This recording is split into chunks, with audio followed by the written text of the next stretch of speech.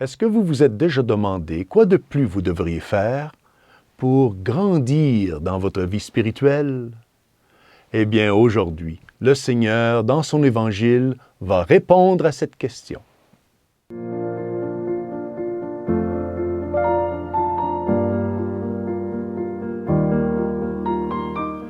Salve Maria! Aujourd'hui, nous allons contempler la belle parabole du semeur. Cette parabole se trouve dans l'Évangile de Saint Marc, dans son 4e chapitre, versets 1 à 20. Saint Marc nous invite à accompagner le Seigneur qui monte sur une barque. Et là, devant lui, sur le rivage, se trouve une grande foule. Et les gens écoutent l'enseignement du Seigneur. Et le Seigneur enseigne en utilisant des paraboles. Pourquoi l'usage des paraboles? Parce que les paraboles, ce sont des histoires humaines avec des significations divines. Écoutons donc un extrait de cette belle parabole du semeur. Il leur dit, « Le semeur sème la parole. Ceux qui sont au bord du chemin où la parole est semée, quand ils l'entendent, Satan survint aussitôt et enlève la parole semée en eux. Et de même, ceux qui ont reçu la semence dans les endroits pierreux. Ceux-là, quand ils entendent la parole, ils la reçoivent aussitôt avec joie, mais ils n'ont pas en eux de racines. Ce sont les hommes d'un moment. Quand vint la détresse ou la persécution à cause de la parole, ils tombent aussitôt. Et il y en a d'autres qui ont reçu la semence dans les ronces. Ceux-là entendent la parole, mais les soucis du monde, les séductions de la richesse et tous les autres désirs les envahissent et étouffent la parole, qui ne donne pas de fruits. Il y a ceux qui ont reçu la semence dans la bonne terre. Ceux-là entendent la parole, ils l'accueillent et ils portent du fruit, 30, 60, 100 pour 1. Évidemment, nous tous aimons penser que nous sommes cette bonne terre dans laquelle le Seigneur sème la parole qui porte toujours du bon fruit. Mais nous savons très bien que ce n'est pas toujours ainsi.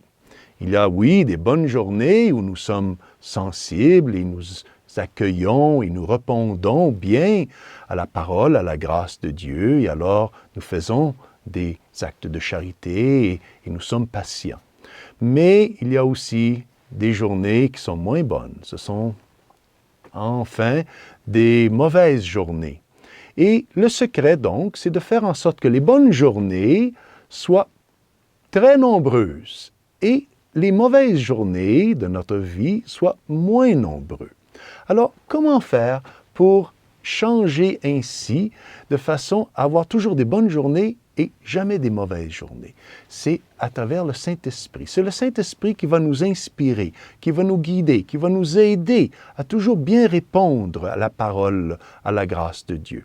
Mais le Saint-Esprit ne peut rien sans notre collaboration. Nous devons toujours collaborer, c'est-à-dire répondre aux bonnes inspirations du Saint-Esprit pour ainsi être fidèles à la grâce de Dieu. Et c'est pour ça qu'aujourd'hui, pour grandir dans notre vie spirituelle, nous sommes appelés à contempler 3 vertus. 3 vertus qui se trouvent dans cette parabole du semeur. La première vertu, c'est celle de la diligence. Être diligent à vouloir faire le bien.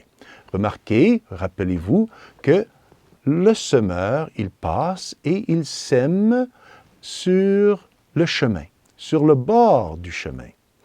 Et pourquoi est-ce que Satan survint rapidement et enlève cette semence du chemin? Parce que nous ne sommes pas diligents, parce que nous sommes parfois paresseux.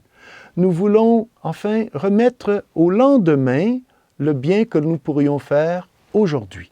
Et alors, dans la soirée, Satan a le temps, le malin grappin passe et il enlève cette bonne inspiration, cette grâce que nous avons reçue, et alors la semence ne porte pas de fruits. Donc, la première vertu à pratiquer ici, c'est la diligence, c'est le zèle pour l'œuvre de Dieu.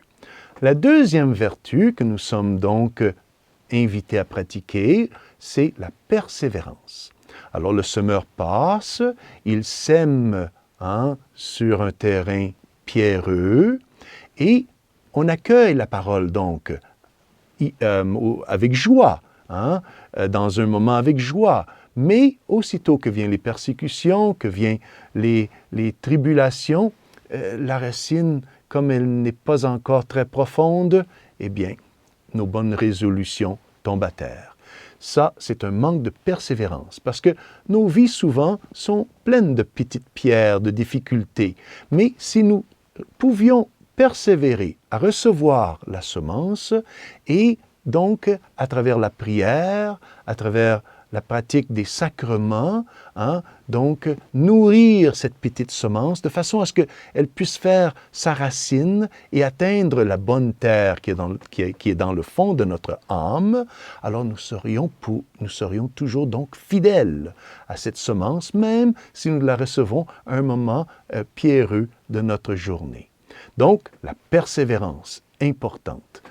La troisième vertu que nous sommes invités aujourd'hui à pratiquer, c'est la vertu du détachement. D'être détaché du monde et de ses attractions. Parce que lorsque la semence tombe dans les ronces, justement, ce sont les plaisirs du monde qui étouffent la semence parce que nous sommes distraits et nous sommes préoccupés, nous avons des ambitions mondaine et ça empêche donc d'accueillir la parole donnée par l'Esprit Saint pour faire le bien, pour être plus généreux. Et alors, c'est là où on doit apprendre à être détaché du monde en pratiquant la mortification, en se mortifiant, en disant non à certains plaisirs légitimes. Nous nous fortifions à ne pas nous laisser comme hypnotiser par ce monde et ses attractions, ses richesses. Et alors, lorsque la semence tombe en nous, même si nous avons quelques petites ronces, nous ne l'étouffons pas, parce que nous avons déjà appris à nous détacher par la mortification. Donc, ce sont les trois vertus aujourd'hui que nous sommes invités à pratiquer. La diligence, le saint zèle pour l'œuvre de Dieu. La patience, c'est-à-dire d'être patient, d'être persévérant, d'avoir, à travers la prière, à travers notre foi et notre espoir, de pouvoir améliorer, alors de pouvoir ainsi laisser la semence porter du fruit, même si elle tombe dans des moments pierreux de notre vie. Et ensuite, le détachement. Détachement par la mortification, de ne pas nous laisser influencer, hypnotiser par ce monde et ses ambitions mondaine. Alors, demandons aujourd'hui à la Sainte Vierge, la Mère de notre Seigneur, mais aussi à notre Mère, de nous inspirer, de nous aider à toujours être ouverts aux inspirations du Saint-Esprit, de pouvoir accueillir la parole de Dieu, d'accueillir la parole de Jésus et de la faire fructifier en pratiquant ces trois actes de vertu. Et que Dieu Tout-Puissant vous bénisse, au nom du Père, du Fils et du Saint-Esprit. Amen. Salve Maria!